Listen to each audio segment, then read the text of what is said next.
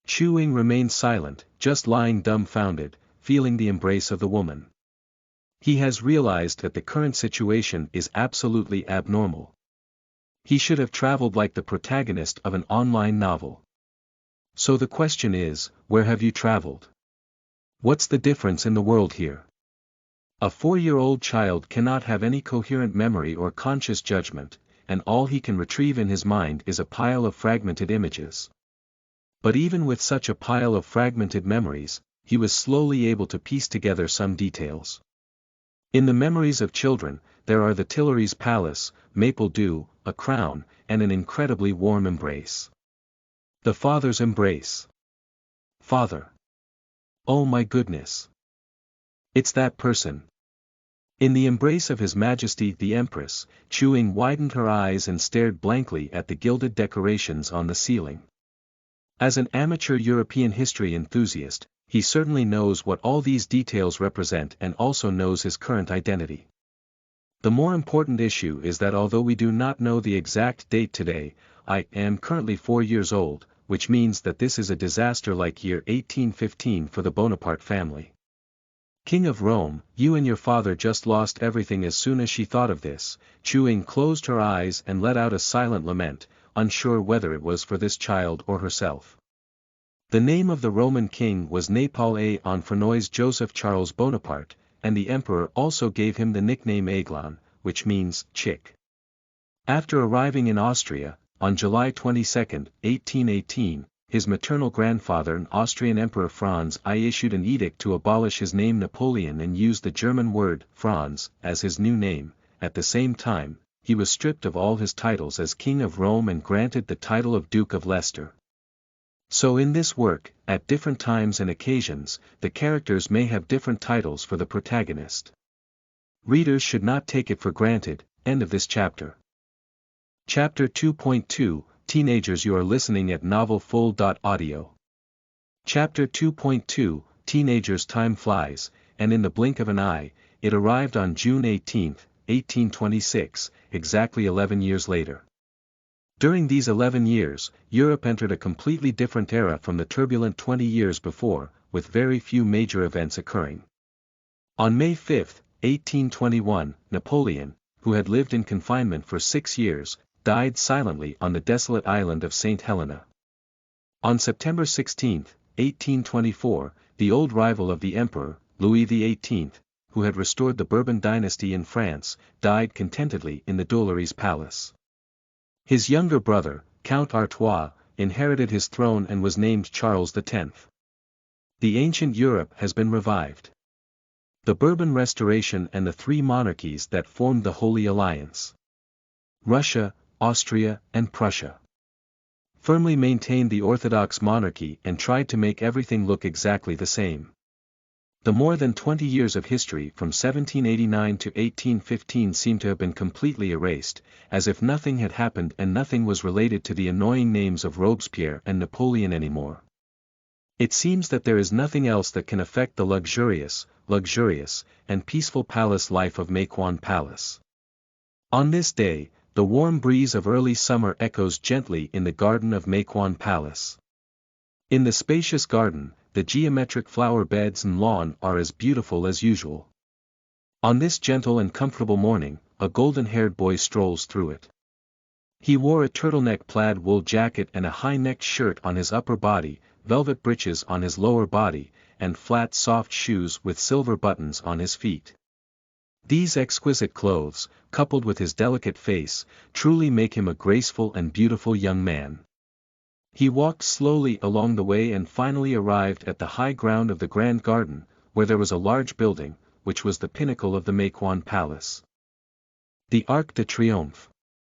Standing under the tall colonnade, overlooking the entire palace and garden, the young man remained silent and seemed to be silently contemplating. In theory, this is the most vibrant season of the year, and his age is also the most vibrant and brilliant time in a person's life. However, at this moment, his expression on the face is too calm, making it difficult to see the vitality that a young person should have, and instead adding a few melancholic qualities that are not commensurate with his age. However, if one is familiar with his identity, this would not be surprising.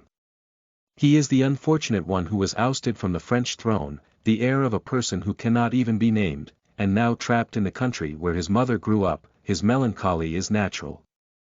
However, no one could imagine that the soul inside this thin, agile, and bloodline outstanding body had already been replaced once in that disaster day. Now, after spending 11 years in a new identity, Chu Ying, or Eglon, has become accustomed to his own era. Relying on the historical knowledge he learned from his hobbies while reading, as well as people's contempt for children, he has perfectly concealed his secrets from another country and era. As the Duke of Leicester, the title lived in this magnificent and beautiful Habsburg court. However, no matter what, he couldn't get used to this life of being under house arrest.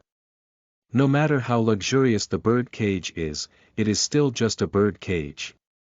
Although he could no longer compare with the luxurious appearance of being the crown prince of the French Empire, to be fair, the Habsburg emperor did not have much to do with his living conditions. Here, he lacked nothing, with a steward, a tutor, and a group of servants by his side. However, he lacked the freedom of movement. He can only curl up in the palace of the Habsburg family, bathed in the glory of the royal family, and live as a hostage on his knees. In this unfree atmosphere, the poor Roman king in history only lived for 21 years and died of tuberculosis in 1832, while Chu Ying himself did not know how long he could hold on or was driven insane. In order to dispel this resentment, he began to force himself to seek other forms of entertainment from his childhood when he gained a new identity, reading various books and newspapers, and eagerly learning various knowledge. Finally, he managed to make it through. When should this kind of life end? The young man raised his head again and looked at the blue sky and white clouds above Mequon Palace, wondering how many times he had asked himself. Anyway, one must escape, not for the glory of the Napoleon family or the glory of France, but for the freedom they deserve. This magnificent court must not be their home, it should be buried by the Habsburg dynasty, not the successor of the French Empire. Your Highness. Just as he was still lost in thought, a tall man in military uniform greeted him and walked towards him. Eglon withdrew his gaze and then turned to the man approaching. He is tall, with thick limbs and a square face, typical of the appearance of a Germanic soldier. He is Captain Foresti, a member of his own private tutor group. After Eglon reached the age of education, His Majesty Emperor Franz followed the tradition of royal family members to educate his grandchildren and prepared a complete education team for Eglon. For several years, this team has been around Eglon, teaching him everything, carefully educating him, and cultivating his knowledge and demeanor. Of course, in addition to teaching him aristocratic education, this team also had the task of turning Eglon into a German aristocrat and monitoring themselves nearby. This was a mutual understanding. Ignoring one thing that no one can change, he gets along with them quite happily. Apart from occasional conflicts during class due to different thoughts, he can be said to be their proud disciple. At least Eglon has this confidence. Under his gaze, the man walked up to him and respectfully bowed to the young man. Are you meditating again? Should we wait a little longer? People around him have long been accustomed to him occasionally falling into a state of contemplation, and some even believe that the melancholic His Highness is more charming than usual. No, it's just staring at the scenery in a daze. Eglon shook his head. Let's start at the scheduled time. Okay, the captain nodded. Forrest was an officer in the Austrian Imperial Army, although not of high rank, with considerable military experience. He was responsible for Eglon's military education. It is worth mentioning that in 1809, he participated in the Battle of Wagram, where France and Austria fought, and was seriously injured and almost died there. However, the captain never hated Napoleon or Eglon because of this. In his view, it was only natural for soldiers to be injured during combat. He even had a vague admiration for Emperor Napoleon. Of course, that was just the admiration of soldiers for soldiers. The captain spread out his hand and revealed the two practicing swords he was holding. Then he handed the hilt of one of the swords to Eglon. Yes, as usual today, they will be practicing swordsmanship here. For several years, in addition to strictly teaching Eglon military knowledge, he also taught swordsmanship. He is a very excellent swordsman in the military. Learning swordsmanship from him was a strong demand from Eglon himself a few years ago. He knew that Roman kings in history had been weak and sickly since childhood, and their early deaths were also related to this. Therefore, in order to avoid this misfortune, he decided to exercise his body from the beginning of his education. In order for the court to accept this request, he decided to use practicing swordsmanship as an excuse. After all, this can be more understood and approved by the court than doing gymnastics or other fitness methods. His harmless request was quickly approved by the court, and from then on, he began practicing with a captain who was proficient in swordsmanship every 1 or 2 days. Although the captain had been very careful and restrained, at the beginning, he almost always fell and was covered in bruises. However, Eglon had no complaints, and every time he fell, he would grit his teeth and get up again, continuing to maintain strict communication and refusing to slack off. As time passed, his height gradually increased and his movements became more agile and powerful. Even when 2 people were fighting, he had the ability to parry and counterattack, making great progress. The astonishing willpower of His Highness the Duke amazed the people in the palace. Eglon casually took a sword from the captain's hand, and as usual, the 2 of them took 2 steps back, bowed, and waved their hands. Eglon squinted his eyes slightly, staring at his opponent, and his upper body also lowered slightly, adjusting his breathing. The captain, on the other hand, appeared quite calm, just standing in place watching his esteemed student, gesturing for him to launch an attack. Eglon leaned forward and then took a swift step, lifting his sword and stabbing it directly into the opponent's chest. The captain swung his sword to block it, then twisted it with force and slashed it diagonally. Eglon stepped aside to avoid the captain's attack, and then stabbed his shoulder again in the gap between his movements. In this way, the 2 of them fought with swords, and Eglon used his own pace to constantly launch attacks on his opponents while moving. And Captain Forresty calmly blocked his attacks, occasionally launching counterattacks to teach the students how to deal with them. The 2 of them kept moving, circling between the pillars, and Eglon played more and more happily. In this completely selfless state, he no longer had to consider any worries, just enjoyed the excitement of competing with others. However, it is impossible for the troubles in the world to leave him, even at this moment. "Can you please stop for a moment, Your Highness?" The 2 of them, who were fighting fiercely, heard a greeting from beside them. Captain Forresty stopped first and quickly retreated, while Eglon had no choice but to end his practice. He turned his head and found that the person who interrupted his pleasure was Count Maurice von Dietrichstein, the education director next to him and the true guardian designated by His Majesty the Emperor. This count has a slender figure and a quite long face, making him a very serious person at first glance. He is knowledgeable and elegant, even being a close friend of Beethoven. When responsible for Eglon's education, he was very strict and fulfilled his duties, but the relationship between the 2 was not bad. "Is there anything else?" Eglon asked impatiently. "Your Highness, I'm sorry to disturb your pleasure." The count also bowed slightly, "but there is something important that requires me to interrupt your practice earlier." "Okay, it's okay," Eglon replied with a clearly unhappy expression. "What exactly is that?" "His Highness Prince Metternich would like to meet you," replied the count. Metternich. This name, along with his position as Prime Minister, is certainly enough to interrupt Eglon's elegance. His Royal Highness has no obligation to wait for him. "Okay, then." Eglon had no expression on his face and didn't show his emotions to anyone. He handed his sword to Captain Forresty and said, "Thank you for your guidance. Your Highness, you have made great progress. Although you are not my opponent yet, I believe that with just a little more time, you can definitely surpass me." Captain Forrest's face was filled with an indescribable pride. "Although I only have you as a student, I think my judgment should be very objective." Eglon looked at the captain. When interacting with pure military personnel, it is always very enjoyable. Besides, who wouldn't like to hear compliments? Thank you, he replied indifferently. End of this chapter. Chapter 3, Metternich. You are listening at novelfull.audio. Chapter 3, Metternich. Undoubtedly, in the era that began in 1789, Napoleon was one of the most brilliant stars, shaking the entire Europe, and people named this era after him. However, he could not write about the entire era alone. Apart from him, there was a group of slightly dim but still dazzling stars that adorned the starry sky of Europe with him, writing exciting or regrettable legendary stories. Prince Metternich is one of the stars.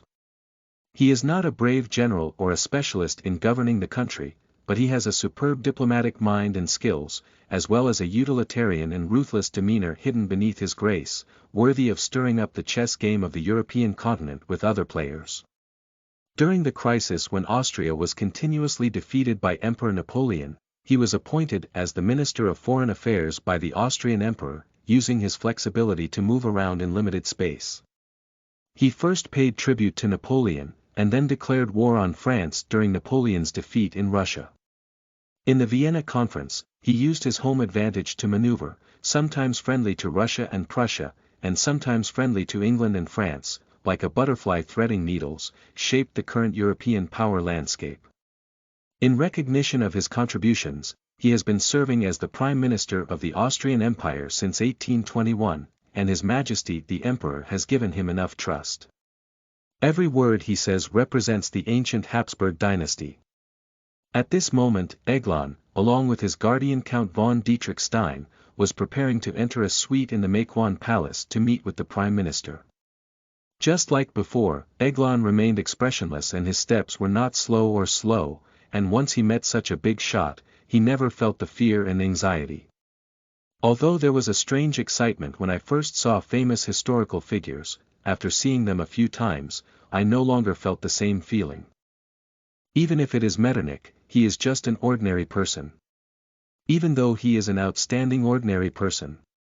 Moreover, he is not considered a friendly presence to Eglon. Quickly, the door was opened. The room was very spacious, with only a thin figure standing with his hand down, gazing at the scenery outside the window. Under the guidance of the attendants, Eglon and the Count walked into the room, bowed and paid homage to His Excellency the Prime Minister, and then the attendants retreated with the Count. Eglon stood in the center of the room, waiting for His Royal Highness's inquiry. He didn't wait long when Prince Metternich turned around and looked at him. And Eglon also looked up at His Royal Highness the Prince. He is wearing a palace-embroidered dress today, with a ribbon draped on his chest and a medal of honor hanging on his neck. The dazzling decoration is enough to make people forget that he is already 50 years old.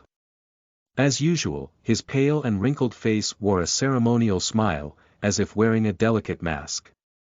"Franz, it's been a while since we last saw each other. You've grown a lot again. It's really comforting." He greeted him softly and gestured for Eglon to sit down. He is very friendly, although everyone knows he is not friendly. His Royal Highness still needs to show kindness, and Eglon must accept this kindness and show enough respect. On the boundary of Metternich Palace, no matter how many swords and shadows there are, a veil of tenderness must be draped over them. "You also look radiant as usual," Eglon smiled slightly and answered with the same courtesy. 53 years old and 15 years old are incomparable, His Royal Highness replied softly. "When you entered the door, although I turned my back to you, I still felt vitality, a vitality that belongs directly to young people and is enviable. At least you have not let down your youth, but I have achieved nothing," Eglon replied. He certainly knew that Prince Metternich had found him, but it was not just to say these boring compliments. However, since the other party wanted to go around the bush, he could only continue to follow suit. "So what achievements do you hope for?" the prince suddenly asked. Then he smiled again and said, "Do you dominate Europe?" This sounded like a joke, but Eglon suddenly became nervous. In his current situation, he cannot speak recklessly, especially when it comes to such dangerous topics. "I don't have such illusory and grandiose fantasies, but I do hope to become a traveler and explorer in the future, so that I have the opportunity to see any interesting place in this world and leave a manuscript for the world to reference. Eglon immediately replied, "For me, this is already a distant dream. You don't have to be so discouraged, this dream is not without a chance to come true." Prince Metternich spread out his hand, as if comforting the young man. "Although your special identity may bring some concerns to all of us, I believe that with the passage of time, one day sensitive past will become history, and everyone will no longer be entangled in those past things. On that day, you can use your identity as a member of the Habsburg family to travel every corner of the world in everyone's respected sight." Undoubtedly, these words were all very pleasant, even more touching under the gentle voice of His Royal Highness the Prince, but Eglon's heart remained unmoved. It is obvious that this is just painting a big cake to perfunctory oneself. Politicians say, "one day," which means the foreseeable future is impossible. However, he was not disappointed either. These things were already known to him. "Okay, thank you for your kindness." Eglon bowed again to thank you. "May I ask if you have anything to tell me?" "It's not really a big deal," His Royal Highness shook his head lightly. "Recently, I've been following your studies and received very good feedback. Almost all of your teachers praise you, saying that you have both intelligence and willingness to work hard, and have made great progress. The teachers are very dedicated to educating me, and I have no reason to let them down," Eglon answered sincerely. "You see, that's all I'm talking about." His Royal Highness interrupted the young man, "To be honest, your kind of hard work is hard to see among the nobles and nobles, because an overly wealthy and comfortable life always wears away their will, and they don't have the motivation to force themselves to work hard anymore. Your Highness Franz, you're different from them. No person with no ambition would force themselves so hard." Eglon didn't answer for a moment. In his situation, no matter what answer he makes, it seems inappropriate. After all, having a big mind is a somewhat dangerous evaluation. His Royal Highness did not urge him to speak, but continued speaking on his own. "I like young people to have some ideals instead of lying in bed and sleeping soundly. However, Franz, I think you need to accumulate a further foundation for your ideals." "What are you referring to?" Eglon had some ominous premonitions in his heart. "How about going to a military academy? I think you have a good chance of becoming an excellent officer." Prince Metternich looked at the young man with a smile on his face. "I think you will have the opportunity to serve everywhere in the Austrian Imperial Army, and then you will naturally become an excellent traveler and scholar, as long as you are willing." "I see." Eglon suddenly realized in his heart. Finally arrived. This is the trajectory of Roman kings in history. The Austrian royal family was very eager to assimilate the wealthy Roman king into their own people, so in addition to educating their children, they also brought him into the imperial army. In 1822, Emperor Franz awarded him the rank of corporal at the age of 11, officially making him a member of the Habsburg imperial army. Then he was sent to a military school to learn the skills that officers should possess. In 1831, he eventually gained command of the Hungarian 60th Infantry Regiment. However, for the ambitious Roman king, this was not the starting point, but the end point. He suffered physical injuries during rigorous military training and unfortunately contracted tuberculosis in the military camp. On December 27, 1831, during a winter military parade, it was discovered that he had a severe cough and had to return to reside at the Metternich Palace. Afterwards, he entered a critically ill state. According to the doctor's records at the time, he coughed up blood and coughed very badly, almost coughing out his lung tissue. This is definitely not the fate that Eglon wants to replicate now. The hygiene conditions in this era were not very good. Living in densely populated and poorly hygienic military camps and academies would naturally bring even more severe dangers. If he followed this historical trend, he had no confidence that he could definitely avoid it. "I am very grateful for your kindness, but I am not very interested in joining the army," Eglon thought for a moment before rejecting the memories of His Royal Highness the Prince. I prefer pens over swords. However, even so, a military experience is still very useful for you.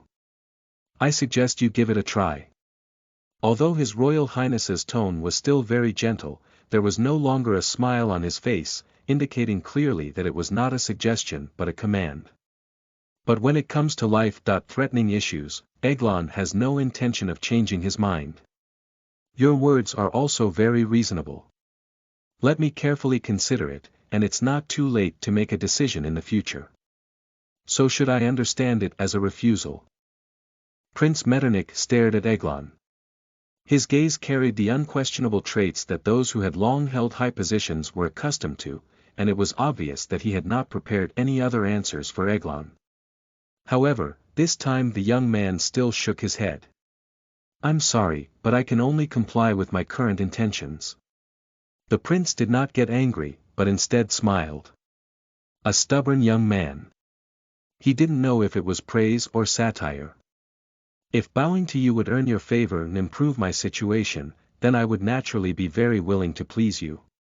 However, even if I do, you may not necessarily take it to heart. You have seen many insincere sweet words in the diplomatic arena in your life, and even if I say too much, I cannot move an old hand like you. If that's the case, why should I do it? Eglon replied calmly.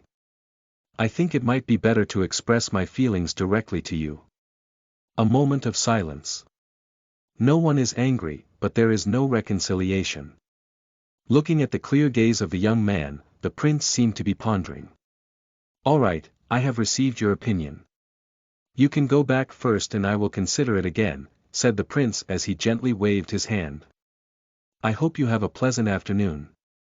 Goodbye, Your Highness. Eglon bowed lightly before turning and leaving. I don't want to see another person in you so soon, so please don't forget that this is Vienna, not Paris. This is my advice, Franz. Just as he was about to step out of the room, he heard a gentle sentence coming from behind. His footsteps stopped slightly, but he immediately stepped and left the room. End of this chapter. Chapter 4, Emperor. You are listening at novelfull.audio. Chapter 4, Emperor. After watching the young man leave, Prince Metternich walked back to the window, contemplating the scenery outside. After a moment, he strode out of the room and walked towards His Majesty the Emperor's office. When he arrived at the door, the attendant quickly paid tribute to him. I want to see Your Majesty, he said to the attendant in a natural tone. Please wait a moment, Your Highness the Prince. The attendant first opened the door and reported, then immediately turned back. Please come in, Your Highness. Prince Metternich walked into the spacious hall, while His Majesty the Emperor sat upright behind a walnut desk, looking up at him. His Majesty Emperor Franz I, who was several years older than the prince, had grayed hair, but there was no sign of energy exhaustion. He looked at the Prime Minister he had appointed with bright eyes and a serious and rigid expression, complimenting this ancient royal family. He is not a person with exceptional talent. His only reason for sitting on the throne is simply because he is the grandson of Empress Teresa. During his first decade in power, Austria repeatedly failed in wars with France, becoming the backdrop for Napoleon's rise. He was attacked by Napoleon and the capital was signing a treaty to cede territory and pay compensation, even forced to send their daughter to France for marriage, to maintain their crumbling empire. Today, although Emperor Napoleon has turned into Lus, he still lacks confidence in his ability to maintain the power of the empire. Therefore, he relies on the army and secret police to maintain his rule, and even his own brothers are occasionally monitored. However, even so, he is not a cruel and ruthless monarch. He is willing to create a wise image and is quite generous towards those around him. In history books, he is just another ordinary witness on the decline of the ancient Habsburg dynasty, not remembered by many people. However, at this moment, he is also the master of a top power on the European continent, and no one can ignore his weight. Sir, I heard you just went to find our dear Franz. After looking at the Prime Minister, His Majesty the Emperor first asked, what happened? Some things have happened long ago, so we must be prepared when some things haven't happened yet, replied the Prime Minister. His Majesty looked at the Prime Minister with some confusion, not understanding what he was saying. After all, he comes from a diplomatic background. When Prince Metternich speaks, he always brings a bit of the clouds and mist unique to diplomats, but it's not a big deal. As an emperor, he can naturally receive a detailed explanation. Your Majesty, what do you think of our little Franz? The Prime Minister asked first. An excellent child, a very lovely young man, His Majesty the Emperor replied after some thought. It's a pity to have the wrong father. But the key is that he had a wrong father, so he was entrusted with unrealistic delusions by many people. Prince Metternich calmly replied, Your Majesty, I believe you still remember that just 3 years ago, a few French military officers in the barracks declared their support for His Majesty Napoleon II's return to the throne. Moreover, with the increasingly unpopular rule of the Bourbon family, such incidents have been increasing in recent years. What is even more terrifying is that this emotion is not limited to the borders of France. When his mother was in Parma, the Italians who passed by her balcony also shouted, Long live Napoleon II. Is that right? This is really absurd and ridiculous. Even though Franz is just a child. Perhaps because he heard a disgusting name, His Majesty furrowed his brow slightly, but was soon overshadowed by a bitter smile. Do they think a child has the ability to take them to heaven? Yes, of course it's very ridiculous, but political opponents don't care about any logic. What's important is that they want to borrow that name to oppose Bourbon and us. The Prime Minister looked at His Majesty the Emperor seriously, and I also want to remind you that a child cannot always be a child. Franz will grow up. As he grows up, the long-dormant supporters of the Bonaparte family will reignite hope, and there are indeed signs of danger now. And I think he may not grow up as a Habsburg family member or a German as we hope. Are you a bit too worried? His Majesty smiled, You shouldn't have spent so much energy on a child. He is worth spending these energies on. You know better than me that he is a child who possesses both talent and willpower. Such a person will never be willing to die in obscurity. Therefore, one day when he grows up, will he suddenly be occupied by fanatical ambition and respond to the calls of those ambitious people? No one can guarantee this. The Prime Minister continued. His Majesty the Emperor pondered silently. I just had a conversation with him, and to be honest, his demeanor, his wit, and his age matched sophistication. If it were to appear on any other member of the royal family, I would feel relieved for the future of our country. But unfortunately, he is the special one. Prince Metternich's expression was somewhat strange, as if recalling something. I have been observing him all along. On the day when the news of Napoleon's death came here, although he appeared to be crying on the surface, I could see that he had no real shock or sorrow, and it was not at all the appearance of losing the most important person in life. He was only 10 years old at that time. Do you know what this means? It means that he had a talent that people like Talleyrand and I only had when we reached adulthood. He lacked that kind of true emotion and was a naturally cold performer. If he had a smart mind, he was particularly dangerous and terrifying, and could not be ignored just because he was a child. His Royal Highness, who has always been skilled in calculation, took a glance at this point. When he learned of his father's death in history, the young Roman king was heartbroken. How could he possibly know that this child now harbors a soul that has nothing to do with Napoleon or even this era? Even if one wants to truly grieve, this child cannot be saddened. It is not because he truly lacks human emotions. I admit. The risks you mention do exist. After listening quietly to the Prime Minister's words, His Majesty the Emperor nodded lightly and finally agreed with the other party's opinion. So what do you think he should do? Your grandson is a lovely young man, but more importantly, he is a handy tool, a tool we use to intimidate France. But we should never use this tool, and no one can afford the risk of releasing the Napoleon plague on the European continent again. Prince Metternich's eyes were bright, as if recalling something,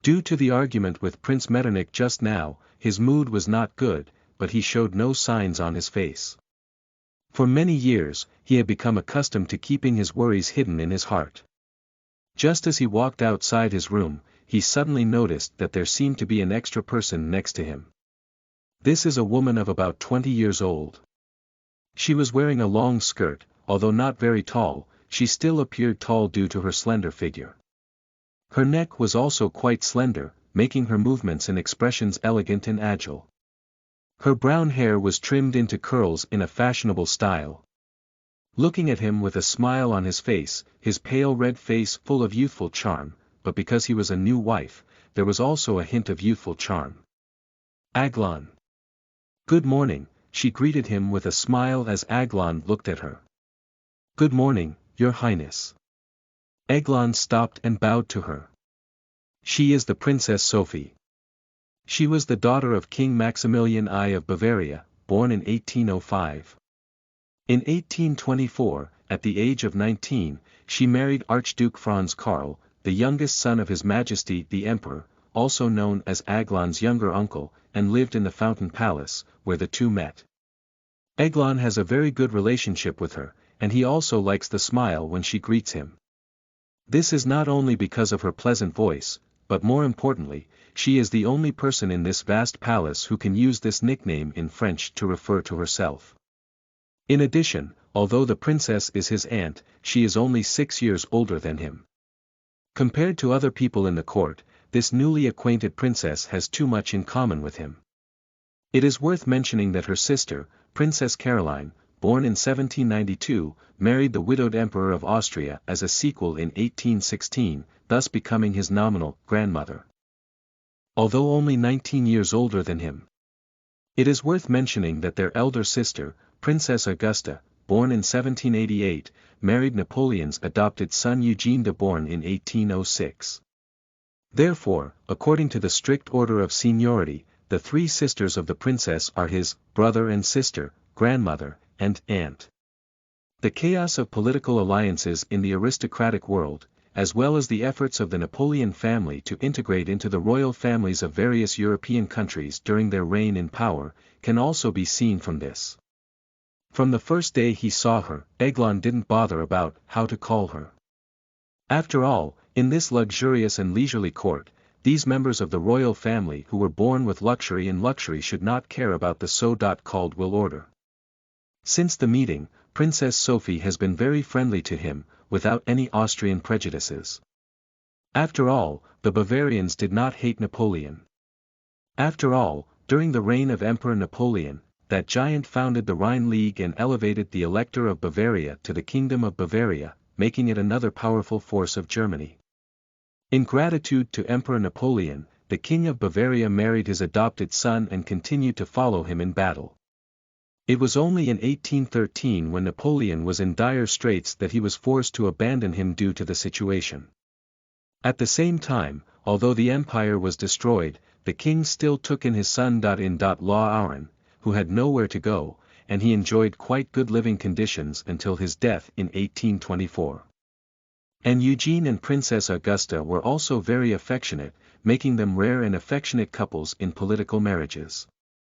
Princess Sophie, who grew up in this living environment, naturally did not develop any hostility towards the Bonaparte family. After marrying into Austria, it is normal for her to be friendly to Aglon. After the two became familiar, Princess Sophie directly referred to him as you, which shows that she really looked at him differently. I heard that our dear Prime Minister just approached you. Princess Sophie asked as she approached. Your message is really clever. Aglon smiled helplessly. It seems that you didn't have a particularly pleasant conversation. Did he scold you? The princess asked again. It's not really about reprimanding. It's just a bit embarrassing, Aglon continued with a bitter smile. This bad old man is probably having some ulterior motives again, said Princess Sophie with some dissatisfaction. Aglon did not take over. After all, this topic is not convenient to discuss in the corridor. This is not a good place for conversation.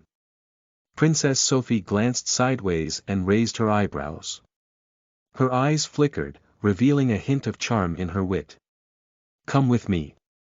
After speaking, she turned around and walked away, leaving the young man with a graceful figure while her skirt fluttered, and Eglon had to follow behind her.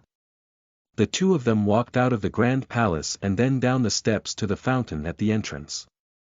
Because of the sound of flowing water, they didn't have to worry about the walls having ears. "Eglon, what did he say?" the princess asked again. "He said he wanted me to receive military education, but I didn't want to," Eglon answered honestly, "and then we had some arguments." "Is that so?" Princess Sophie lowered her gaze slightly and pondered. "He's not someone who easily changes his mind." "This is exactly where I'm in trouble," Eglon nodded. "I really don't want to go at all, but I don't want to go against his wishes openly. Then reject him firmly." "I think you should still have this freedom," Princess Sophie pouted displeasedly. "Even if he has no power, he cannot control all the actions of the royal family members, can he? But he can persuade His Majesty to do so." Eglon shook his head. "If your Majesty were to be persuaded by him, perhaps I would find it difficult to refuse." Princess Sophie suddenly fell silent. "Indeed, His Majesty the Emperor is both the Supreme Emperor and the unquestionable Patriarch of Habsburg. His orders to members of the royal family are absolutely not to be offended, let alone Eglon's special and awkward identity. Even if he wants to refuse, it may be difficult to do so. If that's the case, then I'll also go find Karl and let him help you intercede. His Majesty the Emperor is not a harsh and ruthless person. As long as we intercede together, there will always be a turning point." Princess Sophie's voice became softer, obviously comforting Eglon. Eglon fell silent. Standing next to the fountain, His Royal Highness the Princess, although the distance between the two was very close, her surroundings seemed to be shrouded in a halo due to the pervasive water vapor, appearing hazy and real. "Thank you." After a moment, he stuttered, "I'm not saying I'm grateful for your help, but I'm very grateful for your kindness. This is really something I should cherish." "Haha. Lovely child." Seeing his reaction, Princess Sophie couldn't help but laugh. "Don't be so reserved, after all, we are a family now, aren't we? Of course, I should do my best to help you." "You're not much older than me," Eglon retorted softly. "But I am already married and destined to take on this responsibility. I have lost the qualification to continue my youth, and you have not lost it." Princess Sophie's expression became serious, and she raised her hand to point to the grand palace opposite the two of them. "Eglon, do you know why I am so kind to you? To be honest, I can be quite confused at times." Eglon replied. Royal Highness Princess raised his head, looked at the sculpture on the top of the fountain, and then sighed with some sadness. "Before I got married, my brother-in-law and your older brother were already on the brink of death. When he was seriously ill, he told me that his life was already happy enough. He had never betrayed anyone, even if he went to heaven, he had no shame in his heart. He could face that person with integrity. But he still had one regret that could not be resolved, which was his younger brother. He was destined to be unable to save the poor child trapped in a cage. He couldn't help but feel pain at the thought of this, so he begged me to take care of you to the best of my ability after arriving here, so that you wouldn't wither away early due to despair." After that, Princess Sophie withdrew her gaze and looked seriously at the young man in front of her. "I don't want him to die with regret, so I will keep this promise. Eglon, here you can treat me as your own sister and help you grow up safely and happily." Eglon listened quietly to her words, suddenly feeling a faint pain in his heart. Although this was not actually his own affair, he inexplicably felt a sense of desolation. Not only for the late Eugene de Bourne's stepbrother, but also for Princess Sophie in front of her. Two world lines that had already forked seemed to intersect on her. In history, the relationship between two people has been very close. After marrying into the Austrian court, the Roman king, who lacked friendship throughout her life, regarded her as one of the few intimate friends in the Metternich palace, and Princess Sophie seemed to have an extraordinary affection for the Roman king. The two people often dance together in the dance, and usually interact with each other very much. Because of their mutual feelings, they have caused many rumors in the court.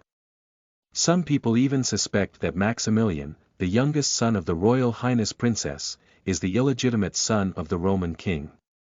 This rumor is certainly unfounded, but it is a common fact that when the Roman king passed away early in 1832, the princess was devastated. Perhaps in the eyes of Princess Sophie at that time, the Roman king was her true relative in the unfamiliar Austrian court. "I will also do my best to protect you, Your Highness," he murmured to the other party with a sigh of relief. Suddenly, there was a hint of sadness between the two of them. "Eglon, don't be discouraged. These bad days will pass." After a while, Princess Sophie adjusted her mood and comforted the young man. "I said that. One day I will be the final say here, and then it will be your day of complete freedom. No one can bully you anymore. You can do whatever you want. Just wait for me before this, trust me." Eglon knew that Royal Highness Princess was right. Although she married the Emperor's youngest son, Grand Duke Karl, it is well known that the Emperor's eldest son Ferdinand suffered from serious congenital diseases and lost fertility. Even if he succeeded to the throne, it would be difficult for him to rule the country, and eventually the throne of Austria would fall to the side of the Royal Highness Princess. In history, Ferdinand succeeded to the throne in 1835, but abdicated in 1848 due to severe illness and inability to handle national affairs. Princess Sophie's son Franz Joseph succeeded to the throne at the age of 18. Since then, Empress Dowager Sophie has ruled the Austrian court with her own willpower, truly becoming an undisputed figure. But that was already 1848, and now it is 1826. Even if Her Royal Highness Princess has not changed her mind in the future, she is really willing to fulfill her promise. It will be at least 20 years before she has the final say in the court. How many 20 years of life can be wasted here? He doesn't want to wait that long. He doesn't have that much time to endure either. "I believe in you, Your Highness." Eglon closed his eyes, deeply moved. "I will wait for that day." End of this chapter. Chapter 6 Allies. You are listening at novelfull.audio. Chapter 6 Allies. I believe you. Eglon closed his eyes, deeply moved. "I will wait for that day." Looking at Eglon's sincere and joyful expression, Sophie blinked and felt very relieved in her heart. For a moment, she didn't know what to say, just silently watching Eglon. "Eglon, as long as there is hope, no matter how many difficulties you encounter, you can overcome them in the past. Moreover, your current situation is not particularly bad, so there is no reason to be discouraged." After a pause, she reached out her hand and patted Eglon's cheek. "All right, you should go back and rest first. You're already tired today, right?" Her affectionate movements made people feel even more familiar, and even Eglon couldn't help but be moved. Unfortunately, he was deeply moved and destined not to obey the other person's words because he couldn't wait. This magnificent cage cannot become one's own home. After bidding farewell to Princess Sophie, Eglon returned to his residence in the palace along the same path. Even as a prisoner, his living conditions were not much in debt, and he was not much different from other members of the royal family. The room is covered with a thick carpet, with gilded wall lamps hanging on the walls and purple and gold patterned wall coverings. There is a fireplace on the inside, with large decorative paintings hanging on the walls on both sides of the fireplace, and a velvet padded bench next to it. Next to the bench is a large porcelain vase made in Saxony, decorated with flowers. Overall, the layout of the entire room is filled with the grandeur of the palace, but lacks true warmth. This is the place where he grew up in his new life, but no matter how comfortable it is just a high-level prison for himself. It was early summer now and the room temperature was quite high, so he opened the window and sat on a bench, casually picking up a book and flipping through it. However, soon after, the door was suddenly knocked on. "Your Highness, may I come in?" His guardian Count von Dietrich Stein's voice came from outside the room. Please come in. Eglon casually placed the book on the nearby cushion. The door quickly opened, and the Count walked in with a light and slow step, then sat opposite Eglon. Your Highness, the prince just found me. As soon as he sat down, he came straight to the point. He is somewhat dissatisfied with your tough attitude towards him. This is not my intention. Eglon was a bit unhappy. I just refused his arrangement. I think I have the right. Do I have it? His Highness the Prince's arrangement has been carefully considered, perhaps not as attractive, but it is definitely quite in line with your current situation. The Count avoided Eglon's counter-questioning, as if trying to persuade Eglon, so I think it's best for you to reconsider. That is to say, no matter how I answer, in the end, I must comply with all his arrangements for me, right? Eglon sneered. Since that's the case, why bother asking for my opinion? Just escort me directly to any place His Highness wants me to go. His mockery made the Count's expression quite complex, both helpless and gloomy. After a moment of silence, the Count spoke again. Your Highness, I have been by your side for 7 years. The Count looked at the young man he was monitoring and said seriously, a person's life is not more than 70 years at most. I have put 1/10 of my life by your side, and I have been taking care of you wholeheartedly for these 7 years. Please believe that I did not do this to turn all of this into a joke. Although it was an obligation at first, I hope you can enjoy a generally happy life compared to anyone else. Therefore, Your Highness, I earnestly request you to put aside your emotions and think carefully about what I will say next. After sincerely speaking his heart, he turned to the main topic again. Yes, people of your age dislike being dominated by others and being commanded high above the ground, but from a practical perspective, it is objectively beneficial for you to enter the army, isn't it? Although your father has passed away, his reputation still lingers in the world, especially those soldiers, even British soldiers, who admire him greatly. Therefore, if you embark on his path, isn't it the best way to meet people's expectations? If you demonstrate your talents and accumulate your reputation in the army, your situation may be greatly different. After speaking, the Count looked back at Eglon, his eyes filled with sincerity. He is hinting that his students may be able to break free from the shackles in the future by relying on their prestige in the military, and from his own standpoint, he can only hint to this point. To be fair, his words are also very reasonable and persuasive, but the young man who knew the fate of the Roman king had no expectations for it. In the original history, he entered the army according to the will of the Austrian royal family and received rigorous military training, but in the end, he only received an honorary title and had no power to command any troops. Moreover, Metternich firmly refused to give him any opportunity to showcase his military capabilities. In 1830, with the outbreak of the July Revolution in France, the wave of revolution swept across Europe again, with Poland and Italy becoming the center of the storm. The ambitious Roman king firmly requested to lead his troops to protect his mother's Parma, but Metternich firmly denied his suggestion, causing the Roman king great grief and anger. 2 years later, he died of tuberculosis and depression contracted in the military camp. It can be imagined that if he joins the Austrian army with the idea of following his father's glorious old path, then all that awaits him is despair. So he has no intention of taking this road. However, in his current situation, even if he wants to resist, he cannot rely solely on hard support and must pay attention to his strategy. Unfortunately, he has very few chips in his hands now, and even if he wants to use strategy, it is not so easy. Sir, since you're telling me about emotions, I admit that I do believe you have feelings for me, so let's be honest. You answer me, do you really believe that Your Excellency the Prime Minister would be happy to see me have prestige anywhere? Eglon sighed, to be honest, I don't believe it at all. The Count suddenly fell silent. He wanted to say some empty words of comfort, but under the young man's gaze, he couldn't say anything. His Royal Highness is already in his 50s, while you are only in your teens. Finally, he could only continue to hint softly. Time is on your side, as long as you continue to follow the routine, one day the imprisonment on you will be relaxed. You sound like he's the only one in Austria who wants to deal with me. Eglon shook his head heavily, expressing his complete disbelief.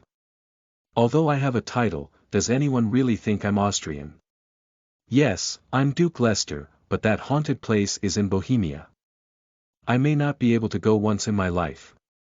It's obvious that I'm just a beggar with an empty title, residing in this court, and there's no crown related to me in Europe anymore. This is not the prince's idea alone, and others would think the same way, right? Since that's the case, no matter how hard I try to perform, what's the point? Under Eglon's questioning, the count's face became even more awkward, and he knew in his heart that what the other party was saying was true. But if you continue to resist His Royal Highness's arrangements, I'm afraid he will be very angry. Finally, he could only weakly state the terrifying consequences of continuing the confrontation. So what will he do when he gets angry? Will he also send me to some deserted island? On what charges? The crime of disrespecting Metternich.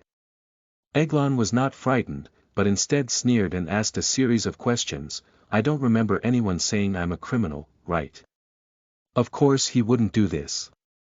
The Count quickly waved his hand, but he will definitely punish you in various ways, and even we will definitely be punished. That is to say, because I have practical value, even if I offend him, he won't do anything to me, but he will make you bear his anger, right? Eglon continued to sneer, he uses you to threaten me. Perhaps I overestimated the status of us in your heart, but your highness, you can believe that Metternich has many ways to make your situation much more difficult than it is now. The Count replied, as for me, following you won't bring me much glory. Even if you drive me away, I can still enjoy the rest of my life, but what about you? What should you do then? If I were there, at least I could share some of the pressure for you. Eglon was speechless for a moment. It's not that he's speechless, but that the other person's words are all from the heart, and he really can't bear to say anything sharp to hurt the other person's heart. Although he was sent by the Emperor of Austria, he has also taken care of himself for so many years. If there is no emotional connection, it is definitely not possible. Okay, since you've said that, I'll seriously consider it. If it doesn't work out, I'll agree to it. After thinking for a moment, Eglon finally nodded and agreed, but I won't let Metternich succeed so easily. Anyway, I'll stick to it, even if it's just to make him unhappy. You need to help me again. I'll have to wait until the last moment to bow down and let him know that I'm definitely not his submissive servant. Do you have to be stubborn once? The Count looked at him with embarrassment. Eglon nodded again. The Count blinked his eyes, feeling extremely conflicted by the threat from the prince and the feelings he had had with Eglon for many years, making it difficult for him to make a decision. Can you guarantee that you will follow the arrangement in the end? Finally, he asked carefully. I can't bear the cost of losing your care, so I will, sir, Eglon replied with a sincere gaze. He certainly doesn't want to, but he doesn't mind comforting the other person verbally. In his current environment, how to lie with the most sincere attitude has always been a compulsory subject for the nobles in the court. Although he is young, he is at least somewhat mature. Okay. In that case, I'll do my best to intercede for you. The Count let out a long sigh and made his final decision. Perhaps if you persist a little longer, His Royal Highness may change his mind in the end. Eglon knew that this was the greatest kindness the Count could do, and he was in no more comfortable position than himself in the midst of a rift. Thank you, sir. I won't make it difficult for you again, he promised again. Just as the conversation between the two ended, an attendant knocked on the door and walked in. With a perfect smile, he respectfully bowed to the young duke. Your Highness, Your Majesty the Emperor invites you to have dinner together. End of this chapter. Chapter 7, Dinner. You are listening at novelfull.audio. Chapter 7, Dinner. Your Highness, Your Majesty the Emperor invites you to have dinner together. After speaking, the attendant respectfully withdrew from the room, leaving behind two people who looked at each other. Although he is the grandson of His Majesty the Emperor, Eglon does not have the opportunity to have dinner with His Majesty every day. At this moment, this command suddenly came, which looks like a bad omen. It seems that His Royal Highness has already persuaded His Majesty, and his determination is even greater than imagined, whispered Count Dietrich Stein after a moment. Yes, so there's still time for you to back out now, I understand. Eglon nodded. Since I have promised you, I will not go back on my word. However, Your Highness, there is only so much I can do for you. I hope you can understand. The Count let out a long sigh. Then he stood up again and said, All right, I won't disturb you anymore. You should rest well first and meet His Majesty later. After the Count left, Eglon picked up the book again and looked out the window. The room returned to silence, with only the ticking of the bell and the increasingly slanting sunlight outside reminding people of the passage of time. As night began to fall on the earth, Eglon finally walked out of his room and followed the attendant to the restaurant. Although it is already late at night, the brilliant light brought by the chandeliers on the ceiling shines brightly on the restaurant, and a group of uniformed attendants shuttle through it, showcasing the extraordinary aura of the royal family. When Eglon walked into the restaurant, His Majesty the Emperor had already arrived and sat upright in the main seat. So he walked up to His Majesty the Emperor and respectfully bowed to him. Although ruling a vast empire, the passage of time inevitably left traces on Emperor Franz's eye. His Majesty's hair had turned gray, and no amount of authority could conceal the aging and decadent aura. However, even so, he still has enough energy to effectively rule this empire. Because today is not a formal occasion, he was not dressed in formal attire. He was only dressed in military uniform as casual attire and did not wear medals. The simple attire actually made him appear more energetic compared to when he was dressed up. His Majesty the Emperor seemed to be in a good mood today. He looked up and down at Eglon and nodded happily.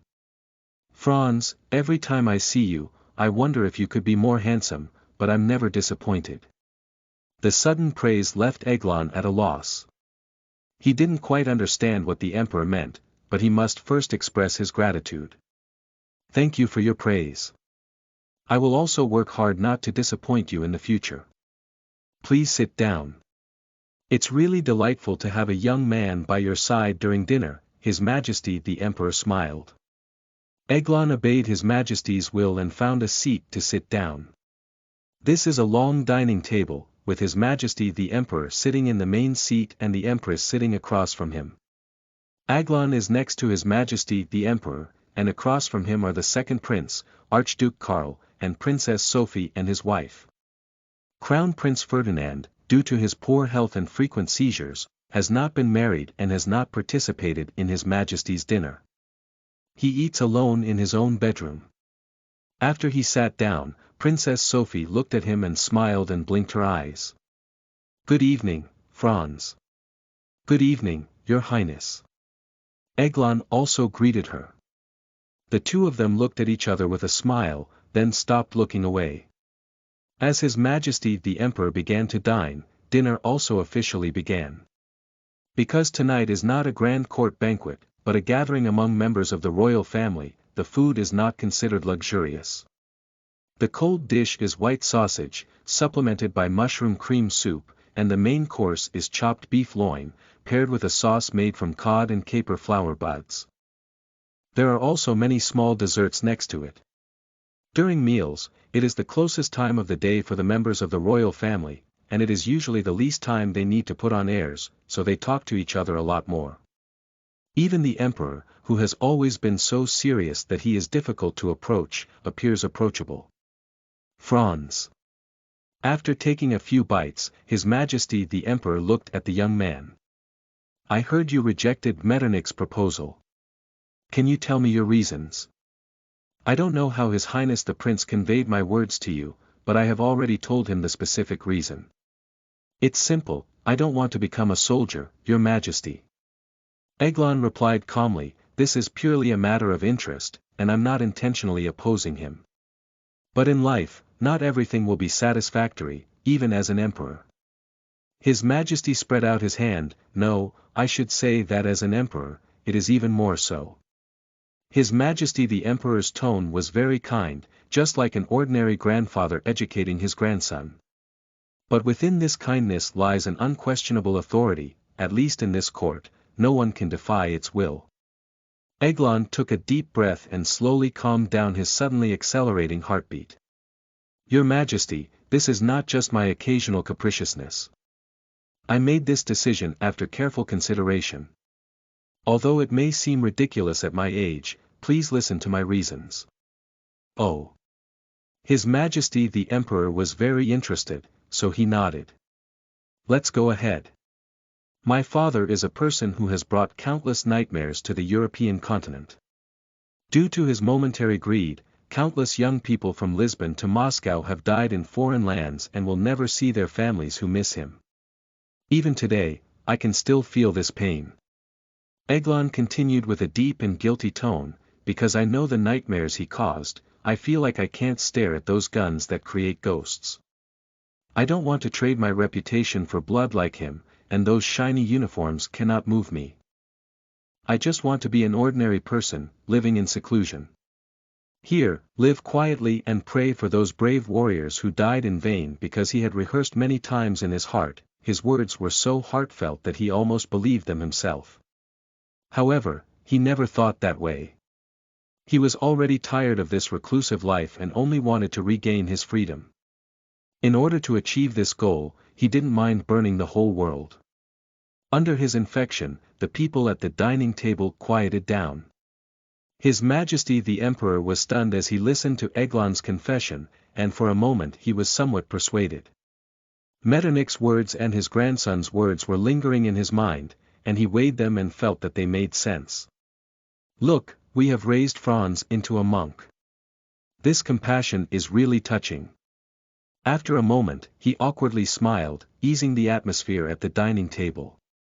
Franz, I don't want to interfere with your wishes, but as your grandfather, I have a duty to plan for your future.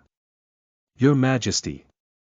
At that moment, Princess Sophie suddenly spoke up. His Majesty looked at his daughter-in-law with some surprise. Sophie, what's wrong? I think Franz's words make a lot of sense. Sophie bravely looked up at His Majesty the Emperor. Franz doesn't have to live like Napoleon, and I don't think he's suitable to become an officer. Didn't you just say he's handsome? How can such a child withstand the harsh ravages of the army? Since he loves riding more than swords, as elders, we should fulfill his wishes more, shouldn't we? He likes a quiet life, so let him continue like this. Perhaps one day he can become a Napoleon in the poetry world and leave more immortal poems for your Mequon palace.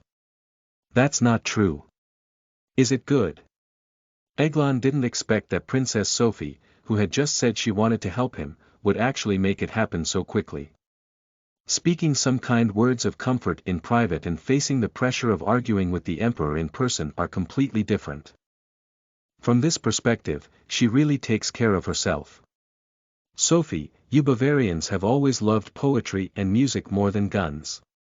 Her husband, Archduke Karl, joked with a smile, trying to smooth things out for everyone. However, Princess Sophie did not show any mercy. Her eyes twitched slightly, giving her husband a stern glance. Under this stern gaze, Archduke Karl immediately took a spoonful of soup with great interest and closed his mouth. The second prince, Archduke Karl, has always been gentle and even somewhat weak, so he is both respectful and afraid of his strong-willed wife Sophie. In history, in 1848, he had the opportunity to inherit the Austrian throne, but due to Sophie's strong insistence, he gave up the throne and gave it to his son, later Emperor Franz Joseph. As the male members of Habsburg gradually declined, Princess Sophie, with her strong will, firmly controlled the court and even claimed to be the only man in the Habsburg court. Eglon only then witnessed this momentum. Your Majesty, Sophie's words also make sense. We should not only cultivate Franz, but also consider his personal opinions. Otherwise, it will only cause him to fall into depression and pain at a young age, which is not good for everyone. Seeing her sister, also nominal daughter-in-law, so actively defending Eglon, Queen Caroline couldn't help but speak up. The Empress, who is only 34 years old this year, is the fourth wife of His Majesty the Emperor. She is 24 years younger than His Majesty the Emperor. When she is with His Majesty the aging Emperor, she is more like a father and daughter than a husband and wife. When two people are together, it is more like a father-daughter model. His Majesty the Emperor views his new wife with a gentle and tolerant attitude, but there is not much communication between them. On the contrary, she talks more with her sister Princess Sophie. His Majesty the Emperor did not expect that the small matter he had originally intended to resolve at the dining table would suddenly turn into an argument among members of the royal family, and his wife and daughter-in-law unanimously supported this grandson's opinion. Perhaps having Napoleon's son permanently bid farewell to firearms would be a better choice. Metternich's suggestion still lingered in his mind, and he suddenly became somewhat indecisive. Just as he was considering, dinner was coming to an end, and the attendants brought the fruits after the meal, while His Majesty decided to observe for the time being. So, as His Majesty the Emperor stood up and left the banquet, the people at dinner left the restaurant with either a sense of happiness or sadness. Eglon is the fortunate side. Anyway, with the help of Princess Sophie, he managed to temporarily avoid trouble. However, this is only temporary.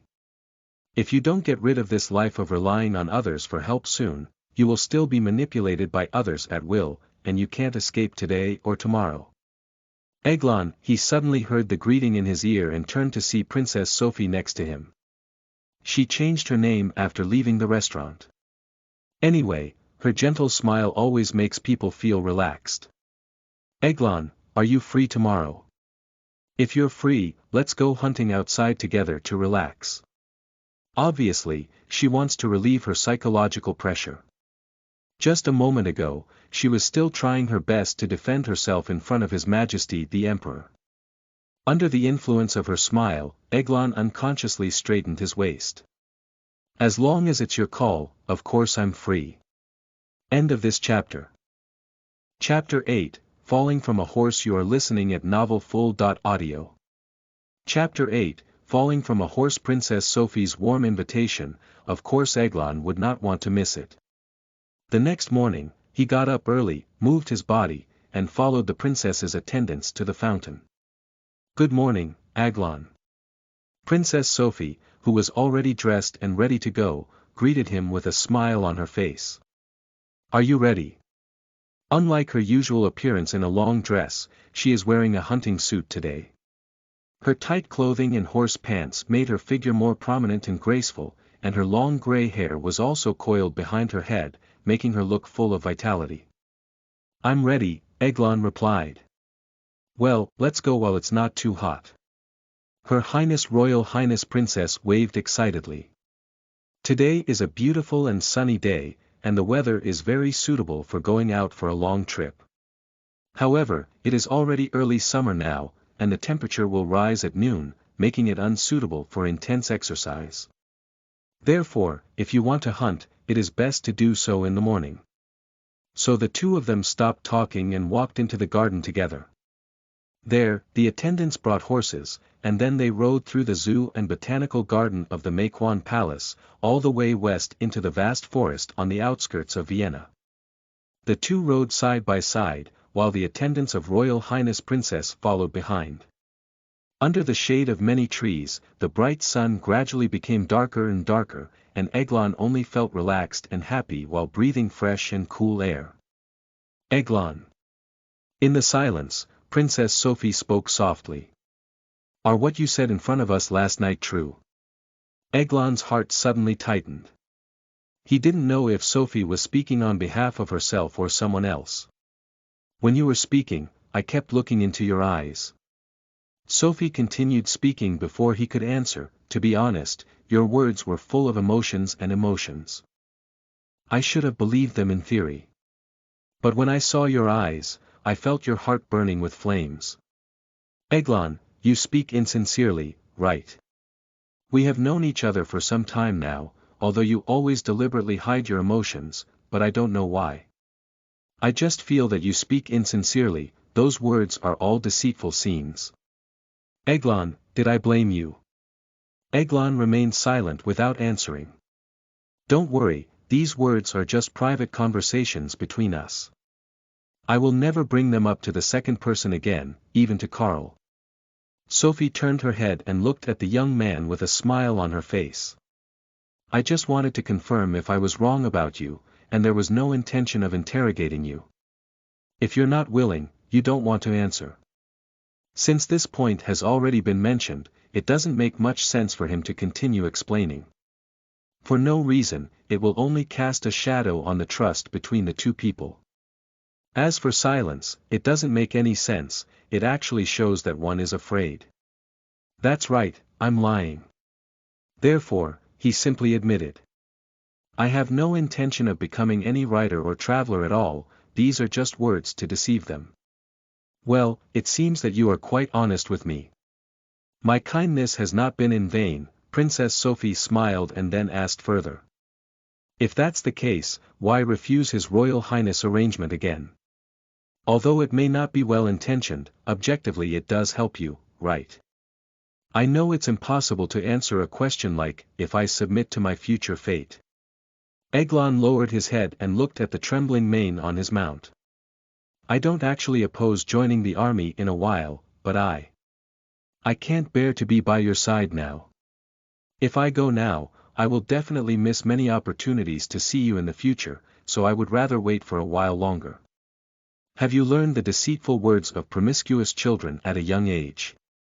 Princess Sophie glared at him, then raised her hand and picked up the whip, posing to give him a whip. Eglon didn't dodge, just calmly looked at Sophie. Sophie's whip didn't really swing down, her hand let go again, and then looked ahead. You are too short of friends, so you may value our friendship too much. Not many people are willing to be my friends, Eglon replied softly. I don't know whose friendship to cherish except for you, because I don't have it myself. After receiving this answer, Sophie clearly felt a bit dejected. This is really God's play. Why did you have to suffer like this? Finally, she let out a long sigh. Eglon, don't lose heart, everything will be okay. As long as I'm here, no one can bully you. You see, while you generously show kindness to people like me, you don't want me to cherish such precious time. Isn't that difficult for others? Eglon looked at the other person with an aggrieved look.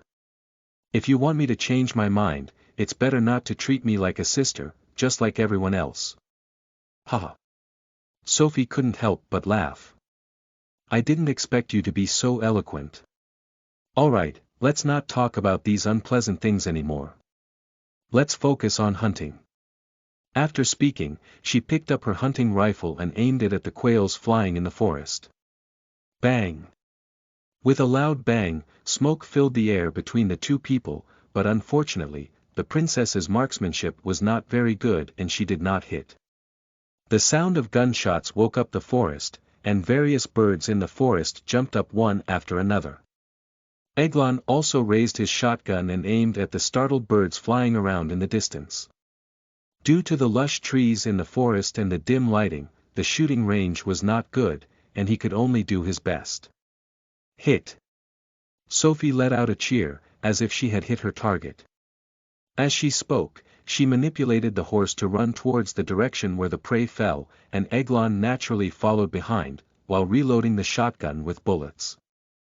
Eglon, your marksmanship is pretty good. Looking at the dead quail under the horse's hooves, Sophie looked at the young man with admiration. It's just occasional luck, Eglon pretended to be humble. Look at how proud you are. Sophie was once again disheartened and picked up her shotgun to replace it with bullets. Look at me. She lifted the shotgun from her horse's back and aimed it at the prey. After that, she slowed down her breathing and pulled the trigger, moving in one go. Bang! With a loud bang, this time an unfortunate turtledove floated to the ground. Got it. Sophie cheered for herself this time, then rode over to enjoy her victory. Eglon also raised his shotgun and fired a shot ahead, but due to the cover of the trees, he did not shoot down the prey. I won over you this time, Sophie exclaimed with joy. In this way, the two of them rode horses through the forest, occasionally shooting, competing to see who would capture more prey, and time passed in this leisurely and warm atmosphere. Eglon, it seems you're still a little better than me, Sophie said regretfully after calculating the record of the two. This is just my good luck, Eglon replied humbly. The two of them chatted while moving down a slope. Because this horse was not his daily mount, he didn't ride it very steadily on the downhill road. People on the horse were bumping quite badly, so he carefully controlled the horse while chatting with Sophie. Eglon, can you promise me something? Sophie suddenly said. Please speak up, Eglon replied immediately. No matter how great your achievements may be in the future, you must remain rational and not spread your hatred to everyone. Although Austrians are on guard against you, they also have their own grievances, and most of them have no resentment towards you. No one can say for sure about the future, but of course, I won't let hatred blind my eyes, Eglon replied briefly. If you ask me to do so, then I promise you, I will. When he answered, Sophie kept looking into his eyes. After he finished speaking, she nodded happily. Great, I believe you. Eglon, that's what I really want to see in you. She didn't expect that, just as she was overjoyed, unexpected accidents and disasters would come here. The hooves of her mount collided heavily with the wooden stake hidden in the grass, causing the twisted horse to let out a mournful cry. Then, her upper body fell down and her lower body suddenly lifted up. Ah! Sophie screamed as she was swayed upwards. Oh my goodness! Eglon felt his blood freezing. Neither he nor the original soul inside could imagine the next scene. He immediately reached out his hand, grabbed Sophie's body heavily, and then pulled hard. This is a subconscious reaction, and at this moment he is making a decision for himself. Fortunately, he caught Sophie and pulled her off her mount, avoiding the disaster of being thrown off by the horse. However, as he grabbed Sophie, his violent movements also made his mount break free from his control. He suddenly fell off the right side of the horse, landed on his right shoulder first, and at the same time, his forehead touched the ground, lying on his side. Sophie was in his arms and fell to the ground with him. Eglon. Sophie, who had already been stunned, suddenly let out a scream, and then knelt on the soft soil regardless of her demeanor, holding his head. Are you okay? Looking at the young man with scratches on his forehead and face, and a small amount of blood stains, and a slight twitch at the corners of his mouth, tears flooded her eyes and then overflowed. Eglon, are you okay? She called out with a crying voice. I'm fine, Your Highness. Eglon looked at Sophie and couldn't help but show a smile, but the blood foam on the corner of his mouth made the answer completely unconvincing. I'm sorry. I'm sorry. Sophie apologized while crying, then lifted her head and looked back with shame and anger that could almost ignite the entire forest. Hurry up, someone. End of this chapter. Chapter 9, Storm. You are listening at novelfull.audio. Chapter 9, Storm. When the news of Duke Leicester accidentally falling off his horse while hunting reached the Prime Minister's residence in Vienna, it was already noon. Prince Metternich, who had just finished lunch, was shocked to hear the news and interrupted his nap. He instructed the people around him to call the police chief and his assistant over. After giving the order, he sat back at his desk and looked out the window at the bright and clear sky. God always surprises us. After a while, he let out a sigh of regret or joy that he didn't know if. Quickly, the chief police officer and his assistant Mr. Friedrich von Gentz arrived at his office. Friedrich von Gentz is a middle-aged man with deep gaze and a melancholic expression on his face. He is Metternich's confidant, as well as a diplomat and writer who is now renowned in Europe. He was born in Prussia and his ancestors were Huguenots who were expelled from France. In his early years, he was a liberal who firmly opposed the authoritarian monarchy of the Bourbon family in France and Spain.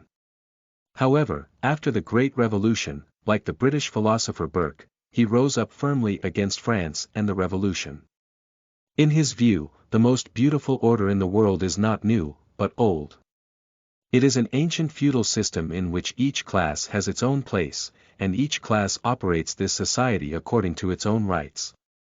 So he believed that the rebellion of the third level destroyed all order in France and ultimately had to be responsible for the bloodshed in Europe. In less than 6 weeks, they had already violated these 3 basic conditions. The representatives of the third level had not received any authorization, they shamelessly trampled on the rights of other levels, declaring themselves as separate members of the National Assembly. This is what he mentioned in his own work. After the baptism of the whole era of the Great Revolution and the Napoleonic War, the liberalism ideal he had in his youth had already died. He and Metternich agreed that this was an era in which the traditional essence was declining. The only function of a politician was to try to maintain the existence of good traditions and old systems before they died completely, and the rest was left to future generations. Because he knew that his career would inevitably become an empty talk, he was often dominated by despair. Life was only a shell, and all that remained was the frivolous pursuit of fame, fortune, and beauty.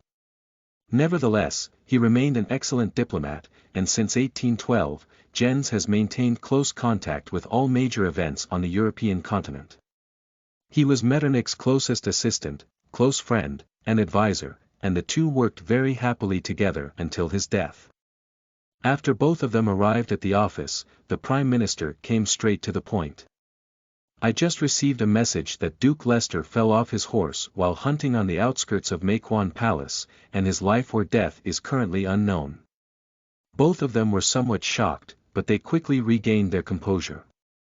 You need to block the news, although this matter will soon spread throughout the country and even Europe, at least the initiative should be on us, and I will decide how to release the news to the outside world. The prince ordered the chief of police, also, if the Duke of Leicester really encounters an accident, it will cause a riot and you need to be prepared. Especially, be careful not to allow anyone to spread rumors and concentrate hatred on Austria. Yes, the police chief accepted the order. After giving the order, Prince Metternich regained his usual composure. If he really died like this, it might be a relief for everyone, including himself. After a moment of silence, Prince Metternich said sullenly, for someone like him, continuing in his current situation may not necessarily lead to a happy life. So what do you mean? The police chief seemed to understand his meaning. Let's just ignore it and watch him see God sooner, okay? Stupid. Metternich glared at his subordinates, we cannot afford to murder him. We must do our best. Send him the best doctor. Leave the rest to God for judgment. If God decides to relieve everyone's pain early, then we will follow his will. Yes, I understand. The police chief bowed and listened to the order. If it were really the worst-case scenario, the King of France would be so happy that he would jump out of bed, and the name that troubled him would soon disappear completely. The prince exclaimed to his assistant Gens, he's really lucky. His 2 brothers died at the forefront, and even his nephew Louis XVII and Napoleon and his son couldn't survive him. There are other heirs to the Bonaparte family, Mr. Gens replied softly. But there is only one heir to Napoleon, and if he dies, it means Napoleon is extinct. No one in the Bonaparte family can have his appeal. Prince Metternich shook his head. Although they all knew that Napoleon had illegitimate children, in the spectrum of orthodoxy, they were equivalent to non-existent. Duke Enghien was also the only son of Prince Condé, but Napoleon did not hesitate to shoot him back then. Perhaps this is retribution, Jens shrugged and let out a sarcastic remark. There was another silence in the room, and they recalled those dusty past memories. In 1804, in retaliation for the attempted assassination of the royalists, Napoleon sent military police to capture the exiled Duke of Enghien in Baden back to France and execute him directly. Although the current Prince of Condé was still alive, he had no other heirs or brothers, so the Condé family, which had a glorious history, was destined to be extinct. The Bourbon family is not qualified to be too happy too early, even if the Bonaparte family temporarily withdraws, they still have a fierce enemy lying in the heart of France.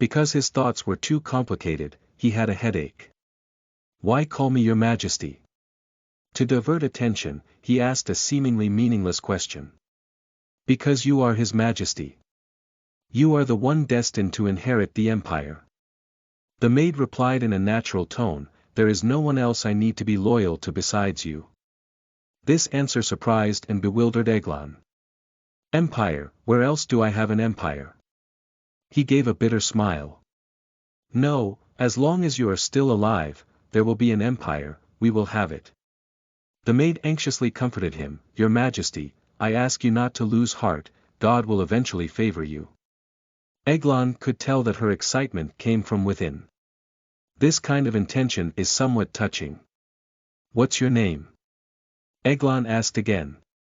My name is Chanel, Your Majesty. The maid stood up and bowed respectfully to him. Chanel Noel. I have been waiting here for a long time, and today I finally have the opportunity. Your Majesty, please let me do my best for you. End of this chapter. Chapter 10. 10. Background. You are listening at novelfull.audio. Chapter 10:10. Background. Your Majesty, please let me do my best for you. Looking at the maid Chanel with a sincere face and tearful eyes, Eglon fell silent for a moment. The sudden event made it difficult for him to digest at once, and he must think carefully. Can this be an Austrian test to see if there is still ambition in their mind? He first thought. Shouldn't it be, what's the point of this kind of probing? It's strange that you don't have ambition yourself, what kind of probing is needed? However, everything is just in case, relying solely on a few words and actions to completely trust the other person is too naive. But he wants to give it a try. The oppression and resentment in his heart have accumulated enough, even if there is only a glimmer of hope, he should give it a try. His current situation is isolated and helpless, and he urgently needs help from the outside world, as well as channels for exchanging information with others. If there is really someone who can be trusted by his side, it will be a tremendous help. Perhaps this is the key step to getting out of the predicament. So, no matter what, he wants to give it a try. After making up his mind, he no longer hesitated. Why are you so loyal to me? He asked. The maid was slightly surprised. It is my duty to be loyal to you, after all. My father has also been loyal to you before. This is not a very solid reason. Eglon shook his head slightly, then frowned due to physical pain. Your Majesty.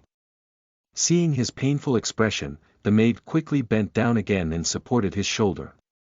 As she moved, the long hair under her headscarf also swept onto his arm, and a faint fragrance spread to his nose. But he remained unmoved. However, more than a decade ago, almost everyone in France swore allegiance to the Bonaparte family. According to your logic, the new generation of French people would also immediately pledge allegiance to me, but in reality, this is completely impossible.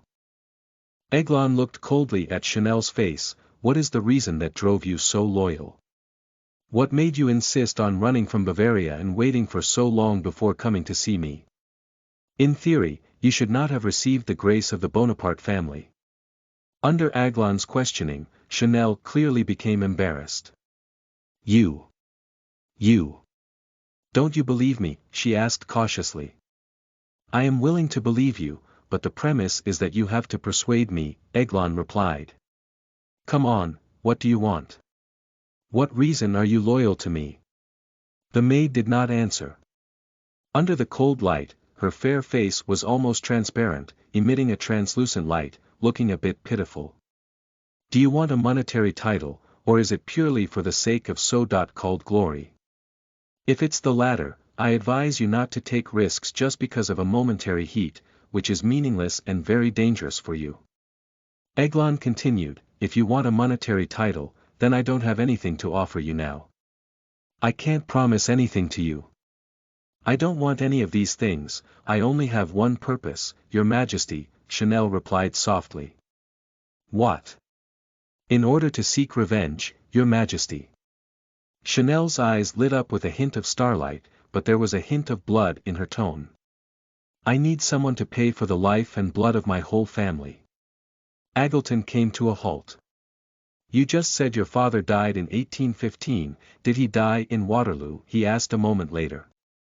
No, Your Majesty. Chanel shook his head. He didn't die in Waterloo, he died in his own country, in his hometown. He was lynched, and so were my family. The room fell silent for a moment. Please allow me to finish speaking to you. After a moment, Chanel spoke again with tears in his eyes. I'm from the South, and my father was a retired military officer. He didn't join the army in 1815, and he was tired of fighting. He just wanted to live a peaceful life with his family. But those bastards and executioners. They killed people everywhere, and they didn't spare my father. They surrounded our residence and burned everything.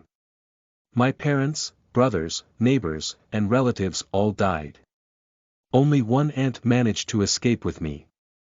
At that time, I was only a few years old, and God knows how much she had eaten. It was only through hard work that I was taken out of the country.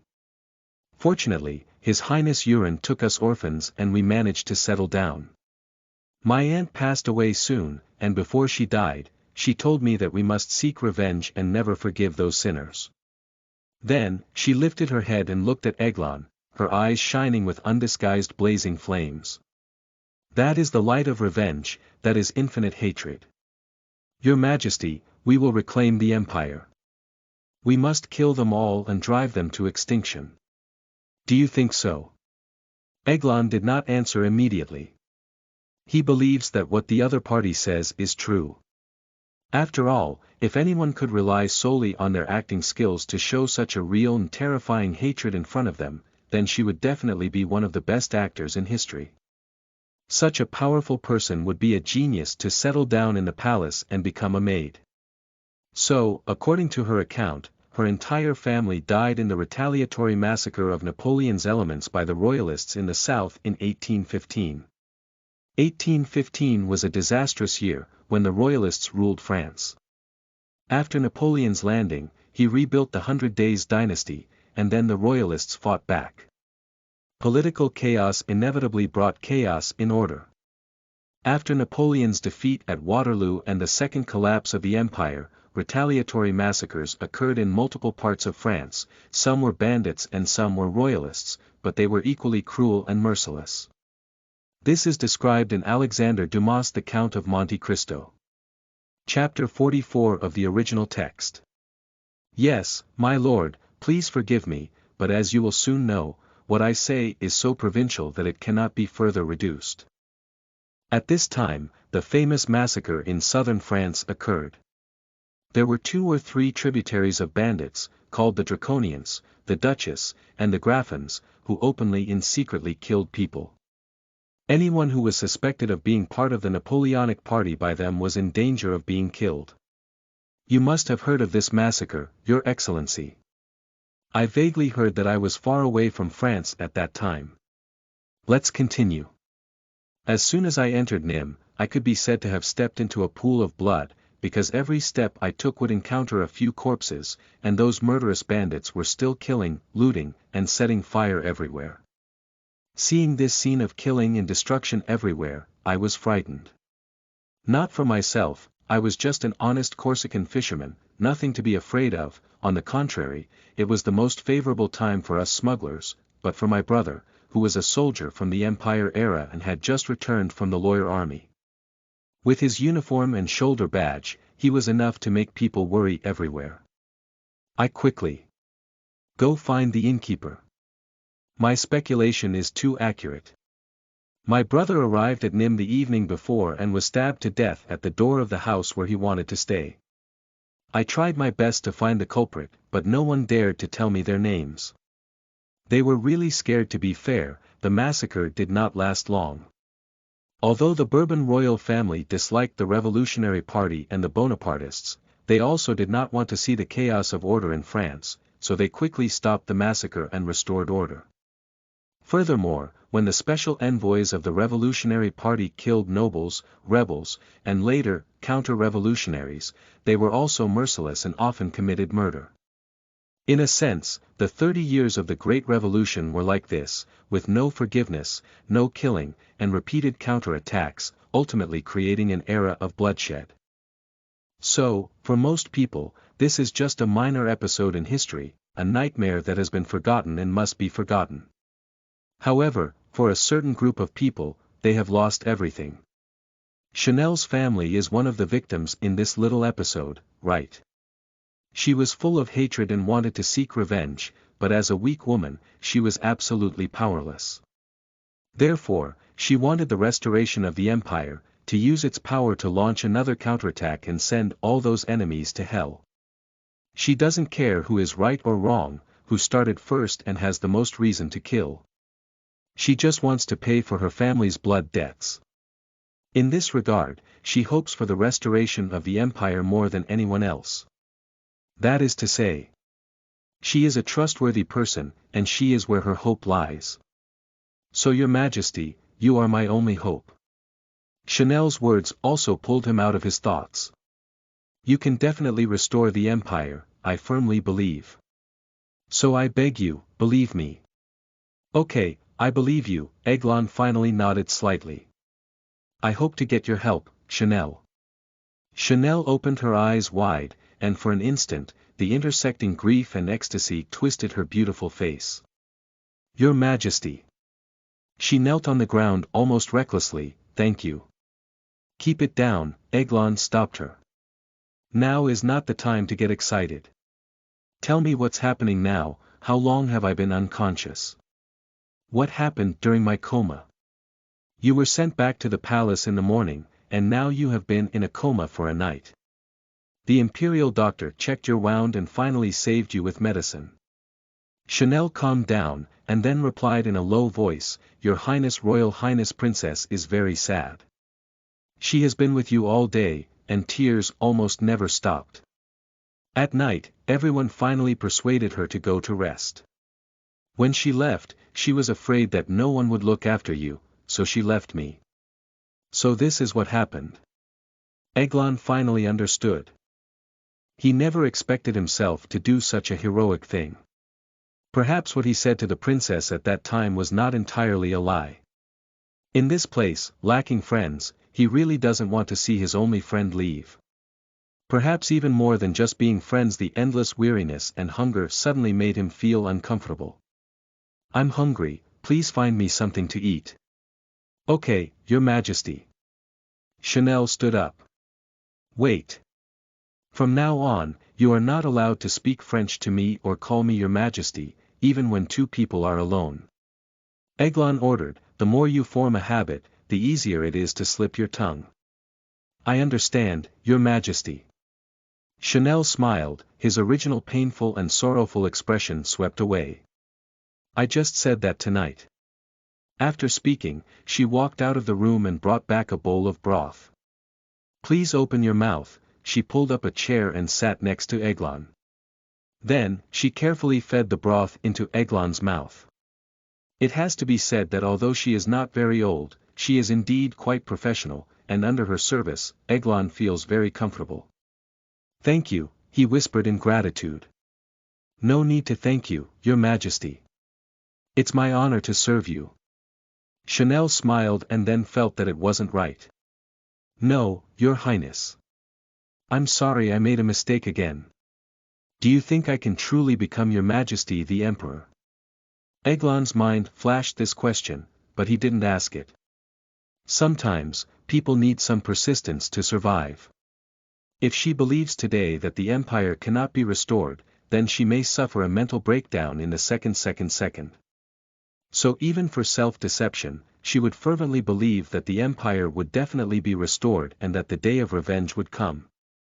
This is the driving force behind her survival. And this is also the assistance he can utilize. Because he knows that hatred is more enduring, solid, and powerful than love, and more worthy of the sacrifice of one's life. End of this chapter.